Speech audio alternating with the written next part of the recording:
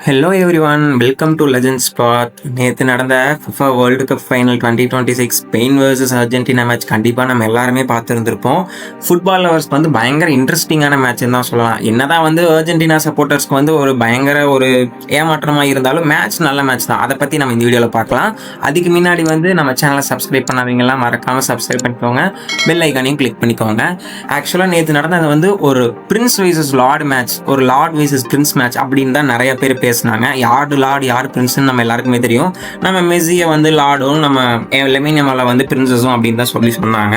ஆக்சுவலாக அவங்க ரெண்டு பேத்துக்கும் நடந்த கேமில் மோஸ்ட்டாக எல்லாரும் பிரேக் பண்ணது வந்து ஸ்பெயின் வந்து நல்ல கேம் கொண்டு போய் ஃபைனல் வரைக்கும் போயிருக்காங்க. பட் அர்ஜென்டினா தான் பயங்கரமாக வின் பண்ணுறதுக்கான சான்சஸ் இருக்குது. ஏன்னா அவங்க டிஃபெண்டிங் சாம்பியன் வேற அப்படிங்கிற மாதிரி நிறையா பேசினாங்க, சொன்னாங்க.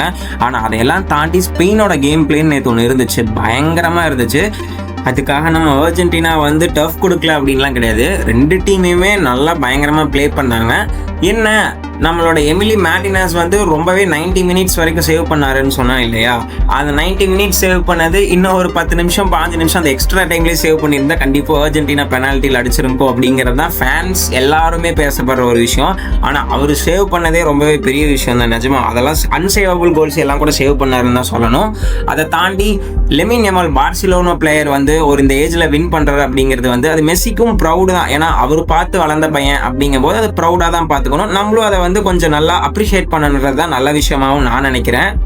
அந்த கேம்ல ஒரு நிறைய கான்ட்ரவர்சிஸ் போச்சுன்னு சொன்னேன் இல்லையா, என்ன அப்படின்னு கேட்டா, நம்ம பெர்னாண்டஸ் இருக்காருல, அவருக்கு வந்து ரெட் கார்டு கொடுத்து ரெஃப்ரி வெளியில் அனுப்பிச்சிட்டாங்க. அதை வந்து நிறைய அர்ஜென்டினா பிளேயர்ஸ் வந்து அது ஃபேரே கிடையாது, ஆக்சுவலாக அது வந்து ஸ்பெயின் பிளேயரோட மிஸ்டேக் தான், இதுக்கு எதுக்கு பெர்னாண்டஸ்க்கு வந்து ரெட் கார்டு கொடுக்கணும், ரெட் கார்டு கொடுத்து வெளியில் எடுத்தங்காட்டி தான் இப்போ அர்ஜென்டினாவோட லாஸ்ட் ஹோப் போச்சு அப்படிங்கிற வரைக்கும் அர்ஜென்டினாவோட ஃபேன்ஸ்னால ஏற்றுக்க முடியல. ஏன்னா பெர்னாண்டஸ் வந்து கடைசி 10 நிமிஷத்தில் பயங்கரமாக மெஸ்ஸி பெர்னாண்டஸ் சேர்ந்து கொலாப் பண்ணி பயங்கர கோல் அடித்து வின் பண்ணியிருக்காங்க.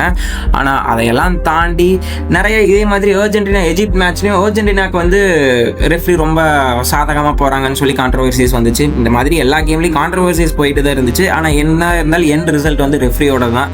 அதில் நம்ம எதுவுமே வந்து காம்ப்ரமைஸ் பண்ண முடியாது, அதை கேட்டு தான் ஆகணும் அப்படிங்கிற ஒரு சுச்சுவேஷன் தான். ஓகே, என்னதான் இருந்தாலும் கேம் ஒரு கேமாக பார்க்கும்பொழுது நேற்று மேட்ச் வந்து நிஜமாலுமே ஒரு நல்ல மேட்ச். என்னதான் நம்ம நெய்மர், ரொனால்டோ, மெஸ்ஸி இந்த மாதிரி வந்து ஒரு கோட் லெஜண்ட் பிளேயர்ஸ்க்கு வந்து நல்ல ஃபேரவெல் அமையலை அப்படின்னாலும் அவங்களுக்காக நம்ம வந்து ஒரு ஹேண்ட்ஸ் ஆப் கொடுத்து நல்ல மேட்ச் கொண்டு போனாங்க அப்படிங்கிறத நம்ம கண்டிப்பாக பார்க்கணும். ஆனால் நம்ம ஃபெரன் டோர்ஸ் தான் இன்றைக்கி வேர்ல்டோட டாப்பாக பேசப்படுறாரு ஸ்பெயின்னால. ஓகே, என்னதான் இருந்தாலும் இது நடக்கணும் அப்படின்னா அது நடந்துதான் ஆகணும். மேட்ச் நல்ல மேட்ச் தான். உங்களுக்கு இந்த மேட்ச் பிடிச்சிருந்துச்சா, இல்லை நீங்கள் அந்த கான்ட்ரவர்சிஸை பற்றி என்னவெல்லாம் நினைக்கிறீங்க அப்படின்னு உங்களுக்கு ஏதாவது பர்சனல் ஒப்பீனியன் இருந்துச்சுன்னா நம்ம கமெண்ட்டில் சொல்லுங்கள். மறக்காமல் நம்ம சேனலை சப்ஸ்கிரைப் பண்ணிட்டு பாருங்கள். Tata, bye bye.